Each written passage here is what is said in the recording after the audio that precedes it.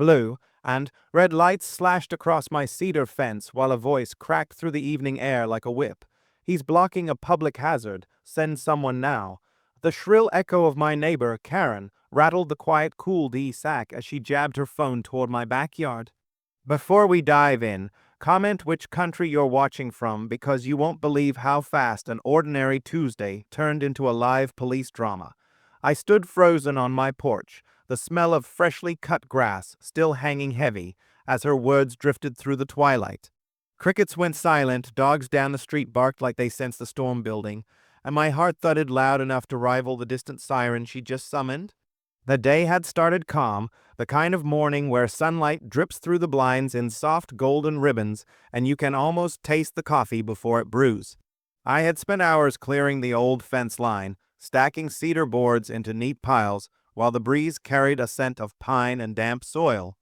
My backyard is my sanctuary, oak trees stretching like cathedral columns, the soft crunch of gravel paths under my boots, and a new patio I'd worked on for weeks. I'd finally put up a sturdy gate, locking it for the first time in years. That small turn of a key felt like victory, not a declaration of war. Karen, however, treated it like I'd barricaded the town square. Around noon, she'd appeared in her usual bright visor and floral jacket, her shadow spilling across my driveway before her words even landed. "You can't just close off the trail," she snapped, waving a plastic HOA newsletter as if it were law. I explained as calmly as I could that the strip of land behind my fence was privately deeded and that her shortcut to the playground had always been a courtesy, not a right. The smell of her overpowering gardenia perfume clung to the humid air while her eyes sharpened like glass. "We'll see about that," she hissed, stomping away. I should have known that was only the beginning. By dusk, the neighborhood felt charged like the pause before a summer thunderstorm. The cicadas hummed louder, a single porch light flickered 2 houses down, and my dog kept pacing near the gate. When Karen's voice sliced through the twilight again, I nearly dropped the rake I was carrying. "This is a public hazard, he's trapping people," she yelled into her phone. I caught fragments of a backyard, locked, danger, as if she were describing a hostage situation instead of a simple fence. The smell of ozone hinted at coming rain, but it was the metallic taste of adrenaline that filled my mouth as I stepped onto the porch. From across the street, curtains twitched and silhouettes formed behind glowing windows. Neighbors peeked out, murmurs carrying like restless wind. I heard a child whisper, "Is someone hurt?" While Karen's voice rose, sharper, higher, desperate. "Send an officer now or someone's gonna get hurt." My palms felt slick against the wooden railing as I weighed my next move. A siren wailed closer, bouncing off the quiet houses, each pulse slicing the heavy air. The world had shifted in minutes, my private backyard now the center of a neighborhood spectacle I hadn't asked for. The first cruiser rolled up slow, headlights sweeping across my driveway like search beams. Gravel crunched under the tires, and the scent of exhaust mixed with the earthy smell of wet leaves as an officer stepped out, hand resting on his belt. Karen darted toward him, waving her phone like a victory flag. "Officer, thank God. He locked the gate, and now people can't pass. It's dangerous." Her voice cracked with manufactured panic, loud enough for every neighbor leaning from their porches to hear.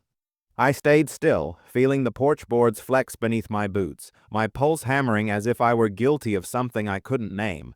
The officer approached with measured steps, the beam from his flashlight slicing across the yard. "Evening," he said, his tone calm but assessing. "We got a call about a public hazard." Karen jumped in before I could speak. "Yes, he blocked the public path. Kids could be trapped if there's a fire. He can't do this." Her words tumbled out like stones, each one sharper than the last. I caught the faint scent of her perfume again, thick and cloying, while my dog barked low, sensing the tension like static before lightning. The neighbors' whispers carried through the humid night air, a chorus of curiosity and suspicion. I steadied my voice. "Officer, this is my property. That gate closes off my private yard, not a public path. It's been surveyed, recorded, and I have the deed to prove it." I motioned toward the fence, where the new lock gleamed in the flashlight's harsh glare. The officer's brow furrowed slightly, eyes moving from me to Karen and back again. "Ma'am," he asked her evenly, "do you have any documentation that this is public access?" Karen's lips tightened, but she lifted the folded HOA newsletter like it was a badge. Right here, she insisted. The HOA has always used it. The officer examined the paper briefly, the light reflecting off its glossy surface.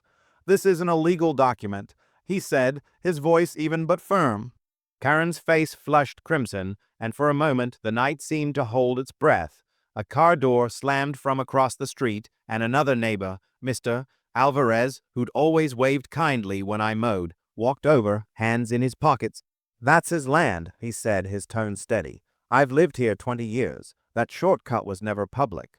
His words rippled through the watching crowd like a sudden gust, and I felt a flicker of relief beneath the pounding in my chest. Karen wasn't ready to surrender. "You don't understand," she said, voice rising. "People rely on that path. He can't just decide." The officer raised a hand, his patience thinning. "Ma'am, unless you can show me a recorded easement or city ordinance, he's within his rights." The sound of distant thunder rolled overhead, low and threatening, while raindrops began to tap the leaves. My dog pressed against my leg, trembling as the smell of rain deepened and the night air thickened with tension. Karen's eyes darted around, seeking support, but the murmurs from the neighbors had shifted. Less sympathy now, more wary curiosity. Another cruiser pulled in, lights strobing red across the wet pavement. Two more officers stepped out, radios crackling faintly. Karen's face twisted with frustration as she pointed toward me, her voice cracking into a near scream. "He's dangerous. He's hiding something back there. I know it." The words hung like smoke, heavy and accusatory, as the rain began to fall in earnest, pattering on the porch roof and hissing against the cooling asphalt. I could feel the storm inside me matching the one above, a mix of anger and disbelief. This was no longer about a gate. Something deeper was about to surface. Rain streaked down my jacket as the second officer approached, his boots splashing in shallow puddles forming along the curb. "Sir, mind if we take a quick look behind the fence just to settle this?" he asked, voice low but carrying the weight of authority. My throat tightened, but I nodded. "Sure, I've got nothing to hide." The lock clicked open beneath my wet fingers, the metallic snap echoing like a challenge through the tense night. The gate creaked as I swung it wide, revealing nothing more than a meticulously kept garden path, fresh mulch darkened by rain, and the faint scent of lavender from the planters lining the patio. Flashlight beams swept across the yard, catching the silver shimmer of raindrops on the cedar boards and the dark silhouettes of oak trees. The officer stepped in, boots sinking slightly into the soft earth, and glanced back at his partner with a small shake of his head. "All clear," he said simply. The second officer turned toward Karen, his brow raised. "Ma'am, there's no hazard here. This is private property." Karen's mouth opened, but no words came, her visor drooping as the rain plastered her hair to her forehead. The neighbors leaned closer from their porches, the collective hush thicker than the storm. I felt a strange calm settle over me, like the eye of a hurricane. "You called 911 because you couldn't use my backyard as a shortcut," I said quietly, each word deliberate. "That's not a hazard, that's trespassing." Karen flinched as if the word itself stung. One of the officers cleared his throat. "Ma'am, false reports to emergency services are a serious matter. We could issue a citation." The sound of distant thunder rolled again, and a flash of lightning illuminated the stunned faces around us neighbors who now saw the spectacle for what it was. Karen's defiance crumbled. I thought it was public," she muttered, her voice barely carrying over the rain. The officer remained firm. "It's not, and you need to understand the difference. Wasting emergency resources has consequences." He handed her a slip of paper, the citation stark under the streetlight's glow.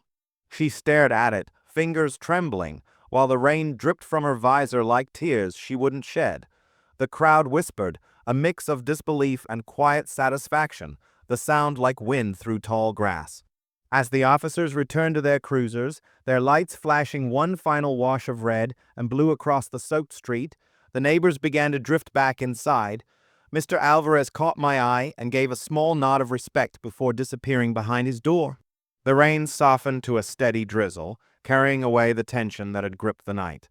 I closed the gate gently, the lock clicking with finality, and felt the weight of the evening settle into the wet earth.